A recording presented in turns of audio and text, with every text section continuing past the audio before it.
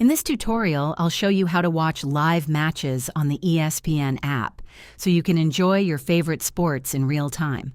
Let's get started. To watch live matches, download the ESPN app on your device, smartphone, tablet, or streaming device, and log in to your account. If you don't have ESPN Plus, subscribe to it or link a supported TV provider that includes ESPN. Once logged in, open the app and navigate to the Live Sports section. Here you'll find a schedule of ongoing and upcoming matches. Select the game you want to watch and stream it directly. If prompted, activate the app by visiting espn.com/activate on another device and entering the code displayed. For uninterrupted streaming, ensure your device is connected to a stable internet connection. Alternatively, use Wi-Fi or mobile data if you're on the go.